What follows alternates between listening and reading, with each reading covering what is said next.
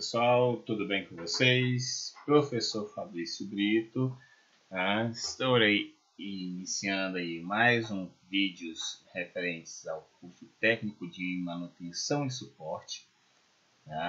Estarei responsável com vocês na disciplina de manutenção e configuração de hardware, certo?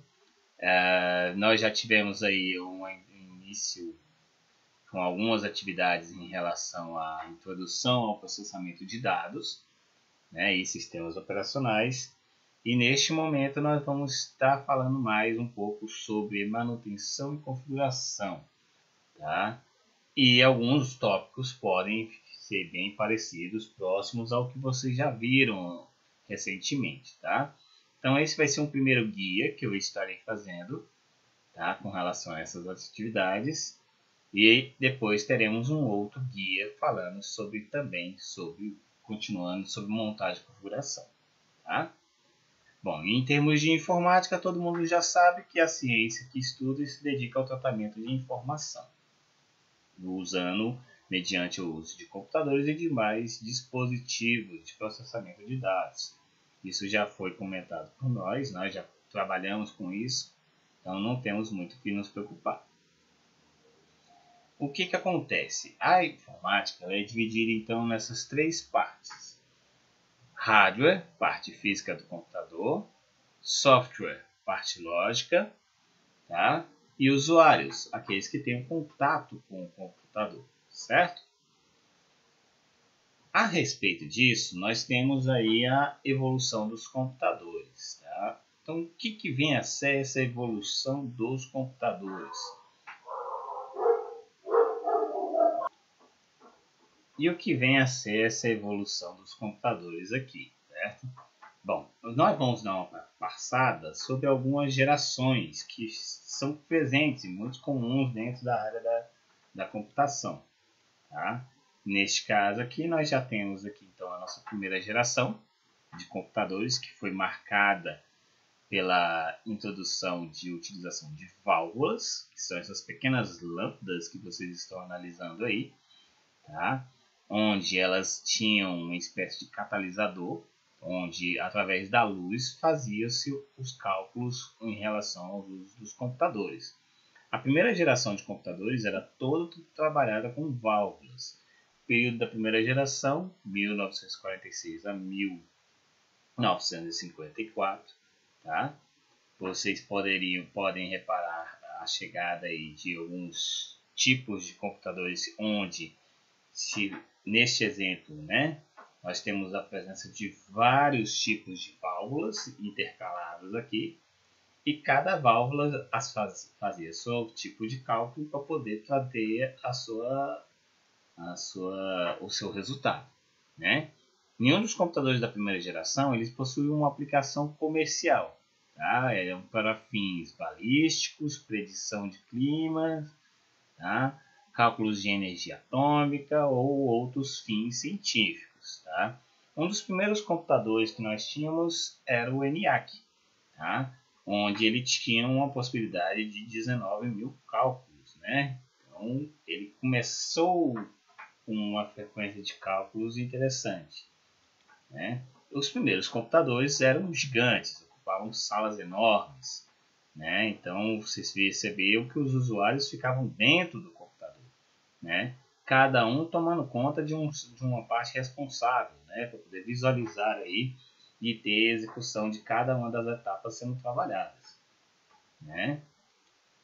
Em relação a um dos primeiros computadores, nós temos aqui o Colossus, modelo bem antigo, tá? Essas salas elas ocupavam espaços muito grandes, prédios enormes, e esses computadores eram ocupando toneladas, eram gigantes, Entre outros computadores que vieram, tínhamos o Harvard Mark I, da Universidade de Harvard, um dos mais modernos que tinha, em termos de cálculos, certo?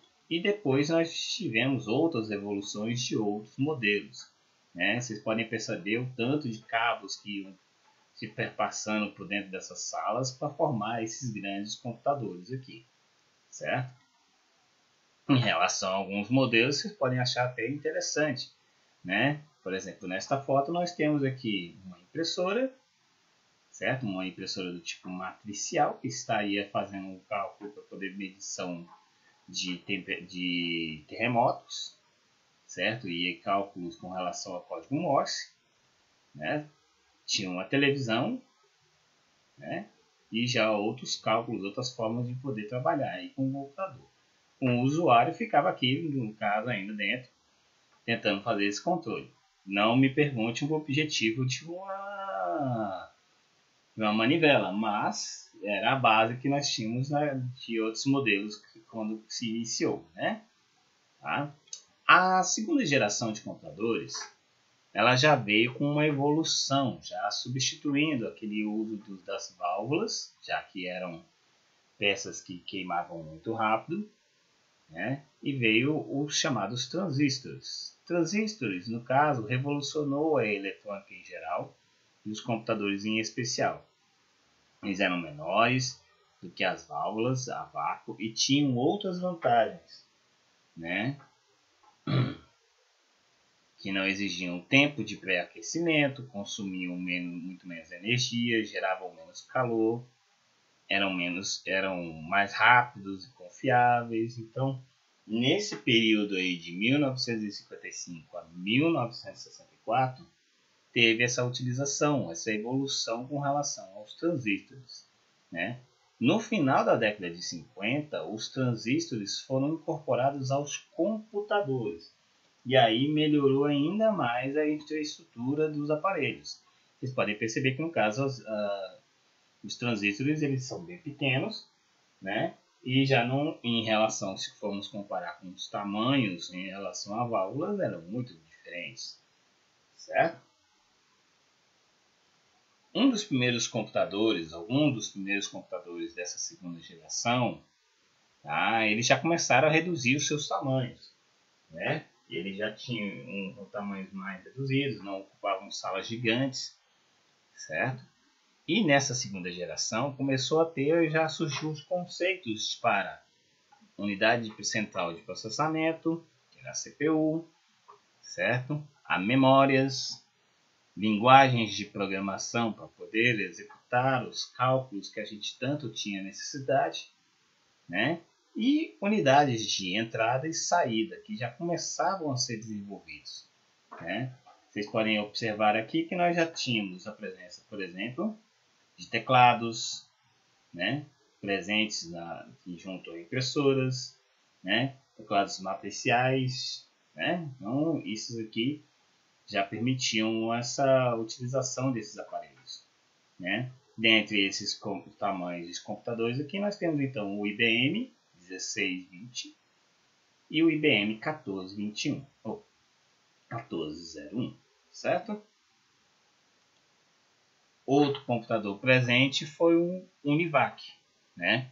Com essa aparência diferente, ele já veio com um monitor já integrado nele, certo?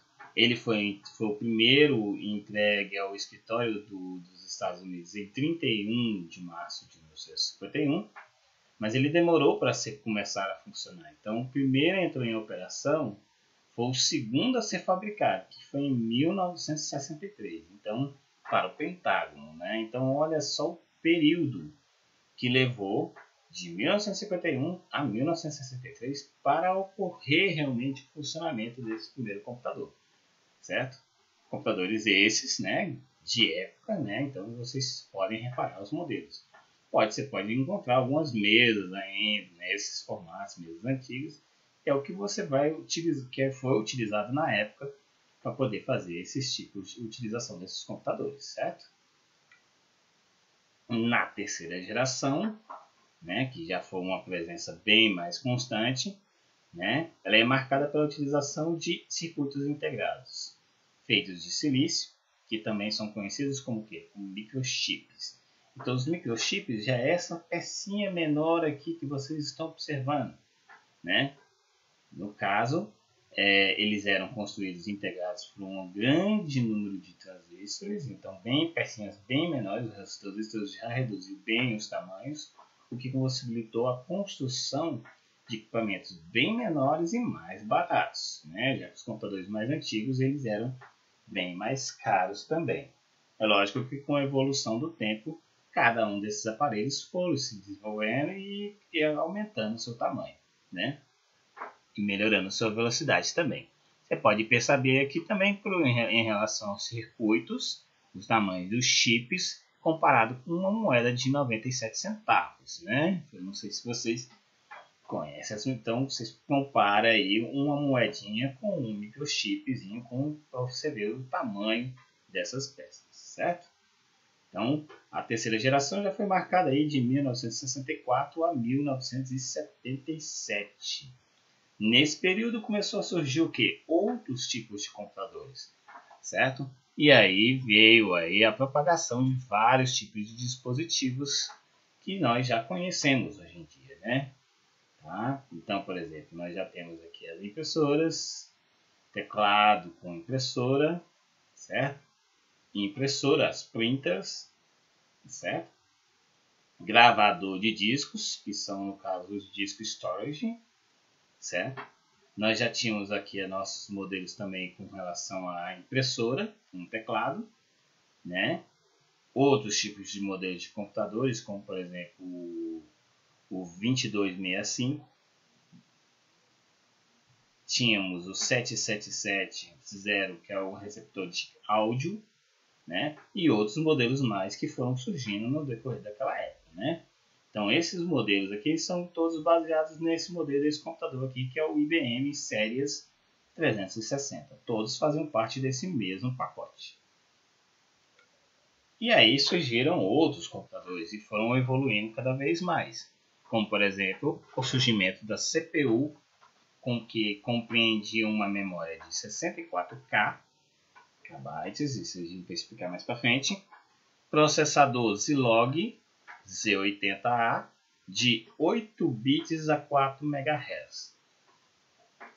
Você pode perceber por essa presença dessas fotos que a presença de um monitor, teclado e disquetes. Então, olha os modelos dos disquetes que já eram trabalhados naquela época, né? Você não trabalhou ainda, você não chegou a trabalhar, não tem essa necessidade de se preocupar tanto. Depois nós vamos observar alguns modelos para vocês analisarem como eram os disquetes na época. Tá bom?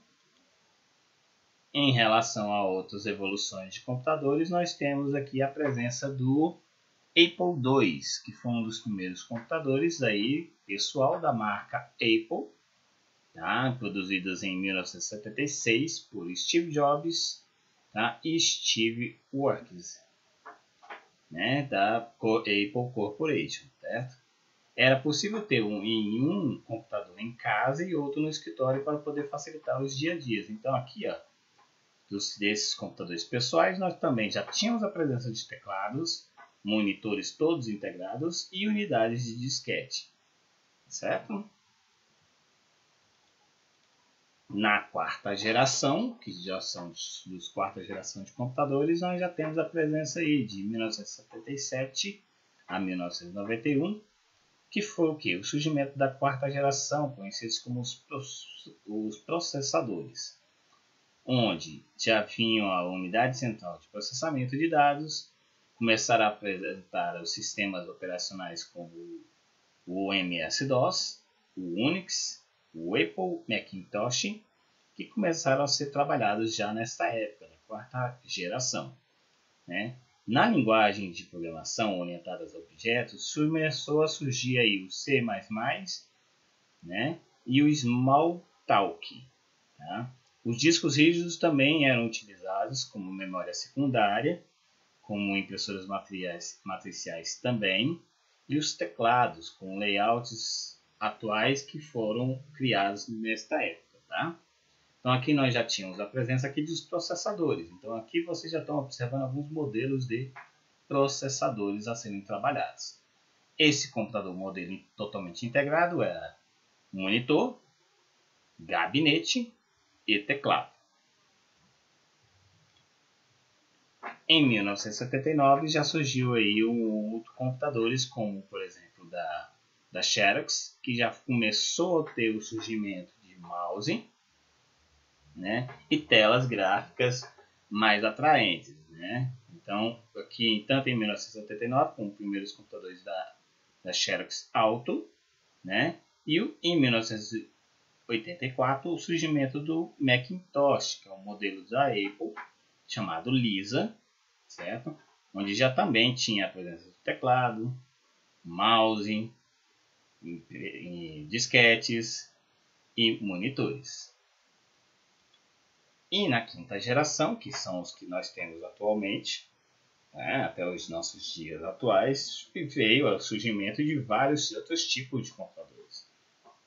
Então, com os modelos que vocês já conhecem, nós temos aí computadores desktop, os computadores de mesa, né? No caso, o VAIO, modelos da VAIO, da Positivo, tem vários tipos de computadores hoje com formatos bem diferentes. E isso aos poucos você já conhece, então isso fica mais fácil de você ter entendimento, tá certo? E também com relação aos notebooks, que são os computadores portáteis que nós já temos. Aí, que um dos primeiros já começaram a surgir em 1981, e hoje em dia nós temos notebooks que, de seus variados tamanhos, pesos, né, e velocidades, né? Hoje a gente prioriza muito velocidade, qualidade do produto, né? Por isso que hoje nós temos essa qualidade de tantos computadores e tantos recursos que nós temos hoje em dia, tá certo? Tá? Então está apresentada aqui a parte física dos modelos que nós temos, tá? Esse é o primeiro guia. Depois nós vamos ter um guia 2 para comentar um pouquinho mais sobre essa parte de montagem, certo? Espero que vocês tenham gostado. Até a próxima!